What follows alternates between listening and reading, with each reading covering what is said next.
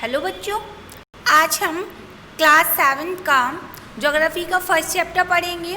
Unit second हमारा geography है। इसका जो हमारा चैप्टर नंबर 11 है, ये है अवर इन्वायरमेंट, हमारा पर्यावरण। हम देखते हैं कि हम अपने पर्यावरण में बहुत सारी लिविंग और नॉन लिविंग चीज़ों को देखते हैं, तो वह किस तरीके से हमारे पर्यावरण से रिलेटेड हैं या उनके बीच में इंटरेक्शन किस प्रकार का है, इन सब चीज़ों के बारे में हम इस चैप्टर में देखेंगे। तो हमारे जो इम्पोर्टेंट टॉपिक्स हैं वो हैं नेचुरल इन्वायरमेंट, प्राकृतिक इन्वायरमेंट या पर्यावरण। दूसरा है interaction between the components of the environment, जो इंटरेक्शन होता है इन्वायरमेंट में, जो कंपोनेंट्स होते हैं, घटक होते हैं उनके बीच में, उसके बारे में। और थर्ड टॉपिक होगा हमारा ह्यूमन एनवायरनमेंट या फिर मानवीय पर्यावरण। चलिए हम अपने फर्स्ट टॉपिक की तरफ चलते हैं, जिसका नाम है नेचुरल एनवायरनमेंट या प्राकृतिक पर्यावरण।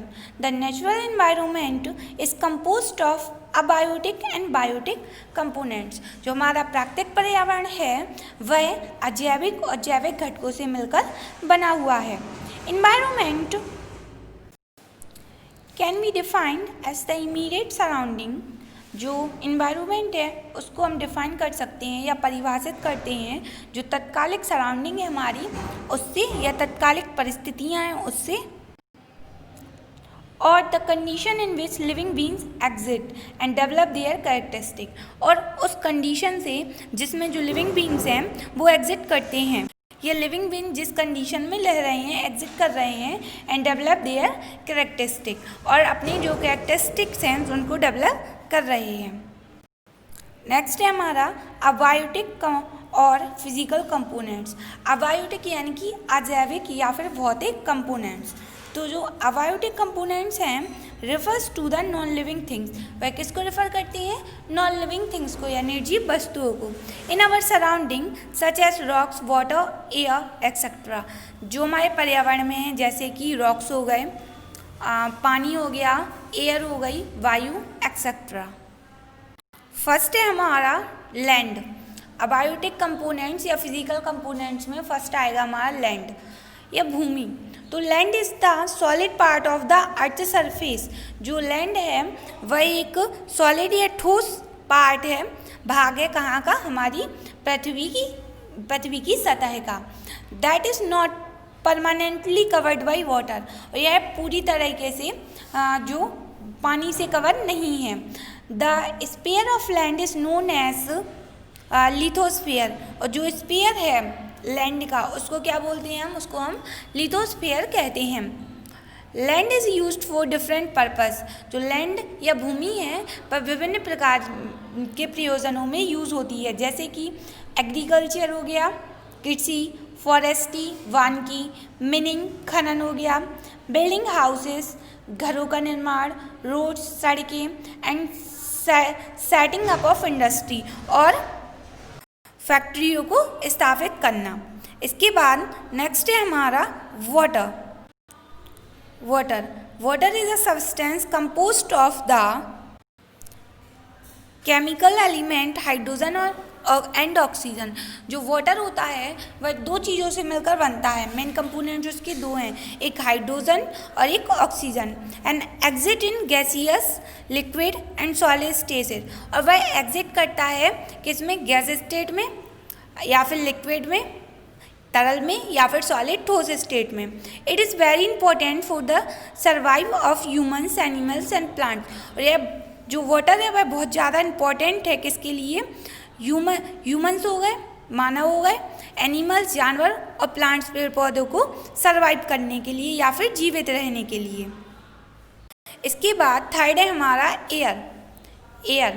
Air is the invisible mixture of gases. जो एयर है या वायु है वह अदृश्य मिक्सचर है, मिश्रण है किसका? गैसेस का, बहुत सारी गैसों का।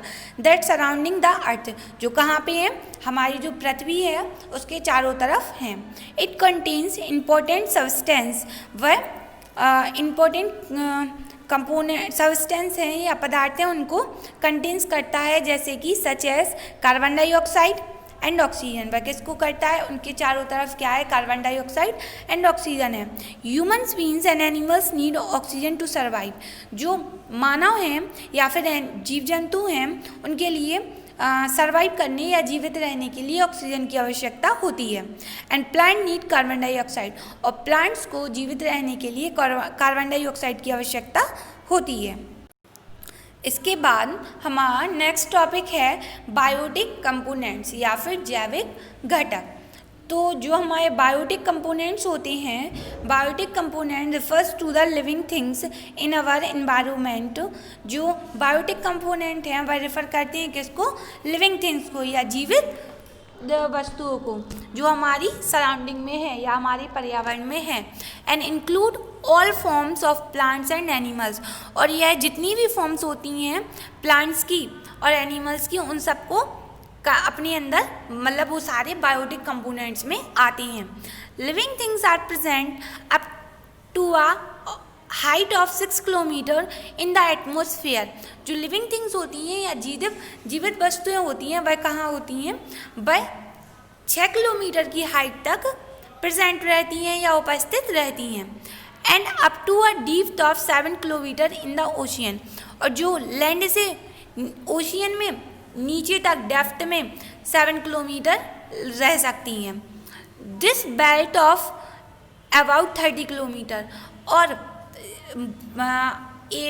लैंड से 6 किलोमीटर ऊपर और लैंड से 7 किलोमीटर ओशियन में या नीचे की तरफ, दोनों टोटल मिला के एक बेल्ट बन जाता है 13 किलोमीटर्स का।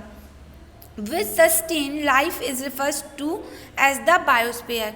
जो सस्टेन करता है कि इधर लाइफ एग्जिस्ट करती है, जिसे हम क्या कहते हैं? बायोस्फीयर।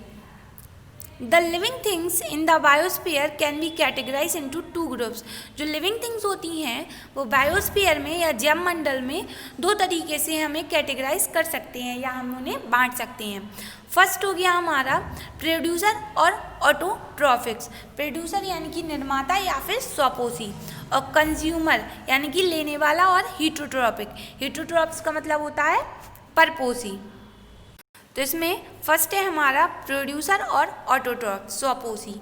तो जो लिविंग बींग्स होते हैं such as plants which can be synthesis their own food. जो लिविंग बींग्स होती हैं जैसे कि हम पेड़ पौधों की बात करें, which can synthesis their own food, जो अपना भोजन का संश्लेषण खुद स्वयं करते हैं या अपना भोजन स्वयं बनाते हैं। डायरेक्टली फ्रॉम द इन्वायरमेंट से लेके आर कॉल्ड प्रोड्यूसर और ऑटोट्रॉफ। वो स्वपोषी होते हैं यानी कि वह अपने भोजन का संश्लेषण स्वयं करते हैं। इसके बाद सेकंड है हमारा कंज्यूमर और हीटरोट्रॉफिक्स। ऑर्गेनिजम्स इंक्लूडिंग ह्यूमन बींग्स, ऐसे ऑर्गेनिज्म जिसमें ह्यूमन बींग्स भी आते हैं, मानव भी आते हैं। विच डिपेंड ऑन अदर प्लांट, जो डिपेंड करते हैं भोजन के लिए किस पे? दूसरे प्लांट्स पे एंड एनिमल्स पे फॉर फूड, भोजन के लिए। Are refers to as consumer और हीटरोट्रॉफ्स। उन्हें हम क्या बोलते हैं? कंज्यूमर्स या फिर हीटरोट्रॉफ्स कहते हैं। अब हमारा नेक्स्ट टॉपिक है interaction between the components of the environment. जो इंटरेक्शन होता है किसके बीच में? Components of the environment. Environment में 2 कंपोनेंट्स होते हैं, बायोटिक और अबायोटिक। तो जो जैविक और अजैविक कंपोनेंट्स होते हैं उनके बीच में जो इंटरेक्शन होता है उसके बारे में देखेंगे। There always exist an uninterrupted interaction between the different components of the environment. तो जो कंपोनेंट्स होते हैं एनवायरनमेंट के, बायोटिक अबायोटिक, उनमें हमेशा ऑलवेज क्या रहता है? एक इंटरेक्शन एग्जिस्ट करता है। जैसे कि हम इस डायग्राम में देख सकते हैं, डायग्राम में हमें एक फॉरेस्ट इकोसिस्टम दिया हुआ है।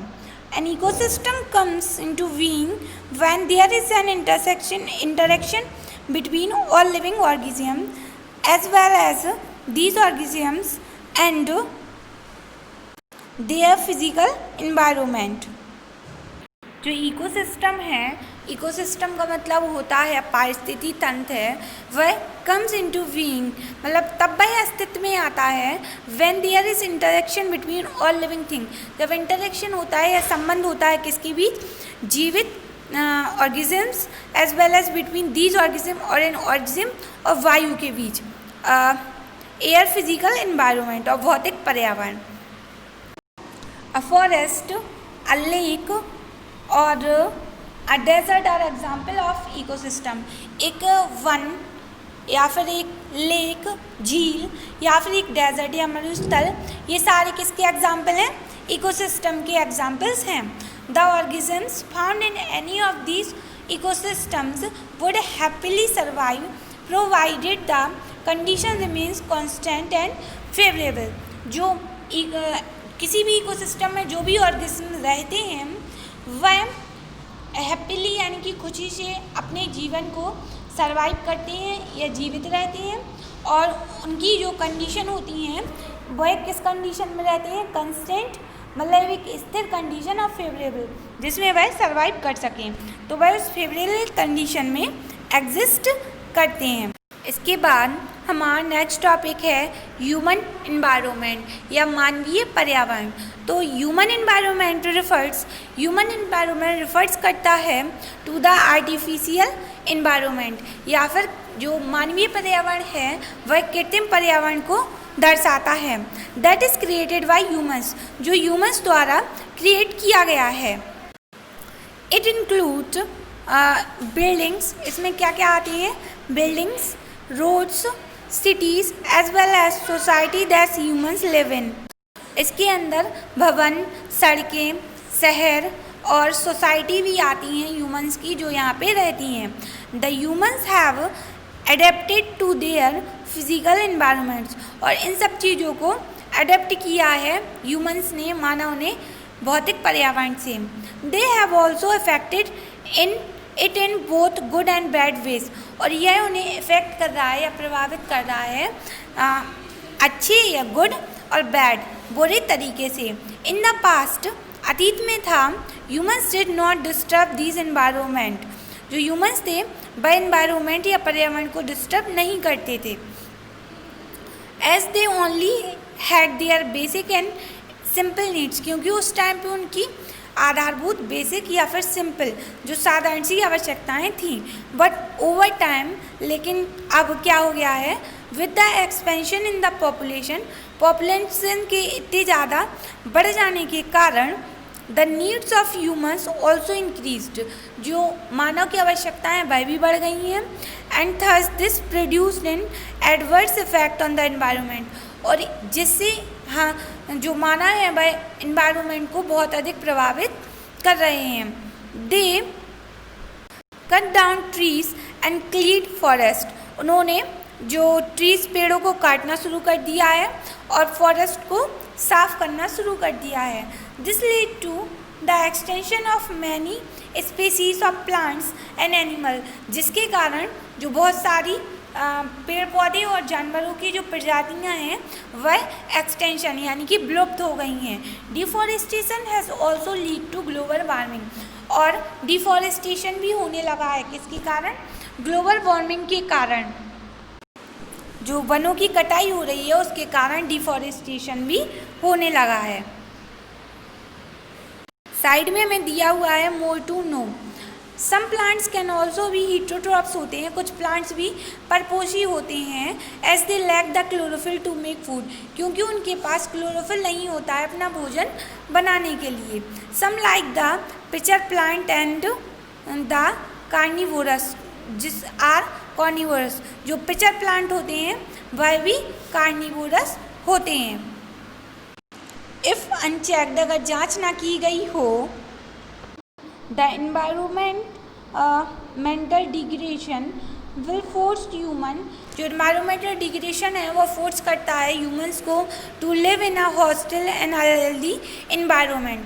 वह फोर्स करता है किसको? मानव को कहाँ पे रहने पे? यह जो अस्वास्थ्यकारी जो पर्यावरण है उसमें रहने के लिए। The need to save the environment for future generation it urgent, जो आवश्यकता है हमारे पर्यावरण को सेव करने के लिए, किसके लिए? फ्यूचर जनरेशन के लिए, वह बहुत ही आवश्यक है। समरी में कुछ पॉइंट्स दिए हुए हैं इम्पॉर्टेंट। फर्स्ट है the natural environment is composed of abiotic and biotic components, जो हमारा प्राकृतिक पर्यावरण है वह अजैविक और जैविक घटकों से मिलकर बना हुआ है। सेकंड है अबायोटिक कंपोनेंट्स रिफर्स, जो अबायोटिक कंपोनेंट्स हैं वह किसको रिफर्स करती हैं, नॉन लिविंग थिंग्स को। इन अवर एनवायरनमेंट, जो हमारे पर्यावरण की नॉन लिविंग थिंग्स हैं, निर्जीव वस्तुएं उनके लिए, सच एस जैसे कि soil, water and land etcetera. Biotic components refers to living things, और जो जैविक घटक हैं वह किसको रिफर्स करते हैं, वह लिविंग थिंग्स को रिफर करते हैं। In our environment and include all forms of plants and animals, और जिसमें क्या सम्मिलित है, जितनी भी प्रजातियां हैं पेड़ पौधों की और जानवरों की। इसके बाद नेक्स्ट है there always exist an uninterrupted interaction between the different components of the environment. Humans environment refers to the artificial environment that is created by the humans। जो ह्यूमन environment है या मानवीय पर्यावरण है वह कृत्रिम पर्यावरण को दर्शाता है जो स्वयं मानव ने क्रिएट किया है या मानव ने उसको बनाया है। थैंक यू, आपका चैप्टर फिनिश हो गया है।